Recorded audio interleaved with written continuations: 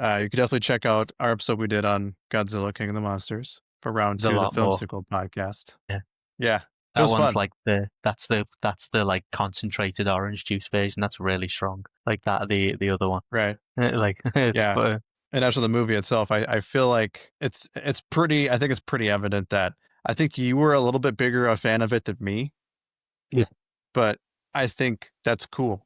I like that, there can be differing opinions and, yeah, maybe it just goes to show you that some people like some stuff, some people like other stuff. And even if I didn't love the movie, there's still enjoyable aspects of it that make it worth watching. yeah. It's visually like it's visually stunning. They tried things. They swung big with certain characters. Like I did like the in the King of the Monsters. I like the mum character specifically. The mum of the Millie Bobby Brown's mother, Vera Farmiga. Um, she I can't remember her character's name, but she was really well tailored character to me just because she did do what I thought she was going to do, but which was the redemption story. Spoilers. Redemption. She did have a redemption arc, but it wasn't salvaged. That she wasn't alive. She couldn't live as a character, which is very unique. Usually, they kind of don't go far enough to like have a character be redeemed, but have them die in modern blockbusters, which I know they did do that in Star Wars, which again, we're going back to Star Wars, but I do think it's had such an influence that I think that's now the blueprint for redemption arcs is Star Wars one. So, but as I said, a lot of people don't usually follow it to the death of the original villain character, so that was interesting to see in the monster movie because a lot of the time, if I'm correct, the MonsterVerse seems to have characters survive ultimately, like Bryan Cranston. I think the survive lock was there was backlash to Bryan Cranston's death in the first Godzilla of the MonsterVerse. So I think like they keep characters alive for a lot longer now because of that backlash. But so it was just refreshing. It was just refreshing and interesting. But I remember you. One of the things I remember you pointing out was the character standing there while the monster was there and just like roaring back at it, which was ridiculous. Do you Yeah, remember when just they a little like bit. yeah, just he's just standing there and is it what is it the is it Fenway Park, the baseball field, was it it's in Boston, is it what's the one in Boston? Well, yep. Fenway Park. Yep. Yeah, so she's in the middle of Fenway Park and the big giant gold dragon just like settles over her and she just goes rawr. And it's just like, yeah, you are a Katy Perry song, or you really are. Um, so yeah, that was really funny at the time. Because that's the thing that stands out a lot is characters just don't seem to run when they need to. Right. Yeah. And since we're on the topic, I did want to ask you really quickly. What are your thoughts on Godzilla minus one? Minus one, it's minus one is my favorite Godzilla movie of all time. Um, but again, for a slightly different interpretation. That was when I watched minus one. It was one of those screenings that was just perfect. And then someone got the phone out in front of me and made a TikTok, and I just like told you know when you kind of like crash out a little bit and just tell people to shut the fuck up, sit the fuck down, turn the fuck around, and stop being a fucking pain in the ass. It was one of the so it just ended like that. So it was I had to go and see it again just to have like like just some screen and harmony. It's just like a normal screen and please, like everyone, please stop acting like you're in your living rooms when you're outside now. You know, I know COVID was a long time, but you're not in your houses when you're watching movies. Please put your phones away. It's very annoying. It's starting to become a bigger problem. I've noticed as well. People like recording movies. It's very annoying. Anyway, minus one.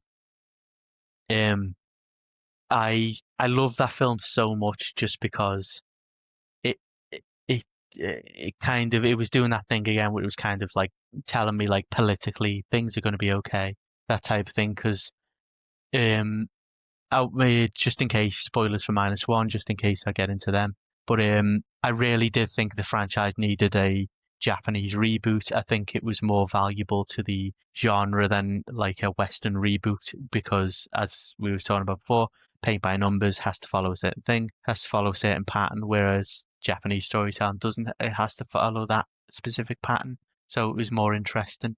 And it was nice to see the original design kind of updated and the story shrunk down to making Godzilla a villain again. Because that was the thing that people have fond memories of the Toho Godzilla superhero era. And because we were in a superhero cinema era, that become popular in the West. And even in the East, Godzilla was kind of like, heroic in his other films like Godzilla Final Wars and stuff like that.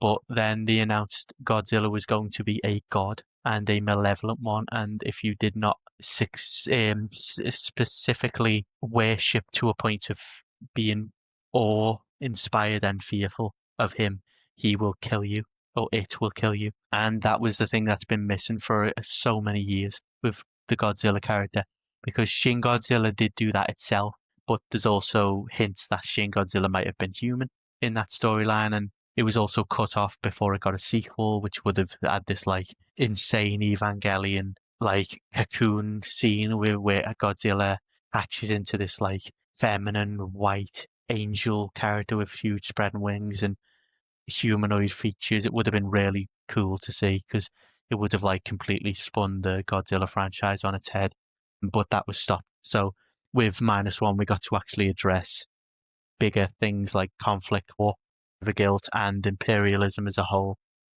So I really thought it was very valuable as a film, and it was just great. And now that they're making a sequel, I'm not that pleased because they are making a direct sequel, aren't they? Godzilla.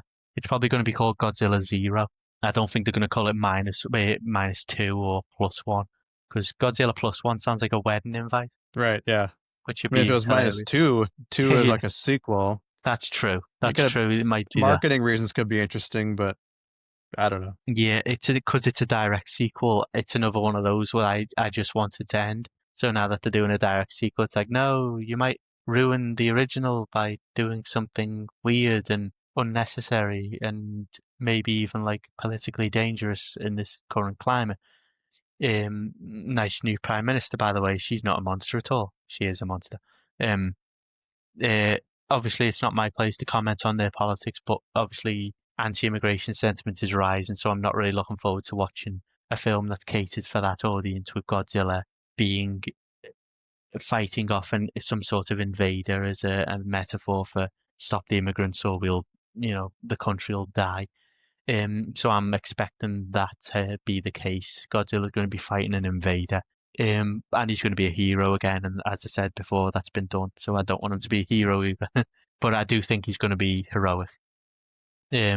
What did you think of minus one? I think it's a really good movie. I think it's really cool that they're able to make it on a smaller budget like that, but make it look like a large scale budget. I think that's Hmm. probably the most impressive aspect of it. Really cool. Really Yeah. cool. The visuals, the blue, like just the spines when he was doing the beam, and it just like the spines just jut out, and then like the nuclear bomb mushroom cloud. It was just the visuals was amazing. Well, and if I'm not mistaken, isn't there a black and white version? There is. I've got that. I haven't watched it. I've got the movie on 4K, and I have not watched the black and white version, but there is. Uh, there is.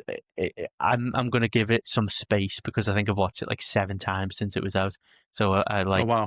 yeah. So I've watched it a lot. I've mainly to show other people because I really, really liked it so much that it was one of those like you will sit down, you will watch the thing I like, and you will enjoy it. Uh, so I've been doing that a lot. Oh yeah, actually, there's one more thing as well. Have you ever seen the movie Your Name? This goes back to the anime. Your Name? Yes, it's No, I have not. just it's called Your Name. It's my favorite movie alongside the My Hero Academia movie. Um, I think I've it's heard of it. yeah, it's one of those things where it's just like it's an awful like masterpiece movie that's just I call them life changing movies. Do you know where you just watch something and it's just like, oh, everything's different now. Like my world has completely changed. It was one of those movies for me, and um I kept thinking of it when I was watching minus one.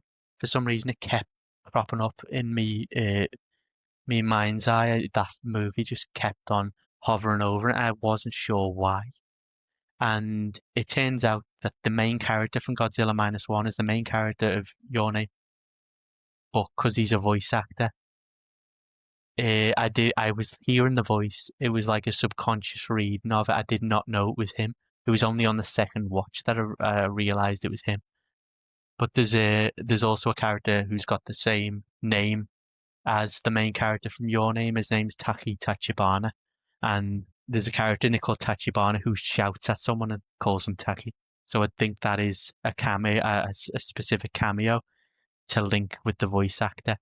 And but it was the fact that I didn't know it was him. I didn't even recognize his voice, even though he's the voice actor in my favorite movie. Because I'm one of those visual learners, so I was just like hooked on the imagery. I just didn't put it together, but it was only after the second watch that I realized that's why I kept thinking of that movie all the time. His voice was in my ear. It was strange. Fun though. Fun though. Just Yeah, little absolutely. things. Yeah, I like little things like that. I just like that's like kind of like how I like working with movies. It's just like I like to extrapolate what I can from them and just engage with them in a different way than good or bad, if that makes sense.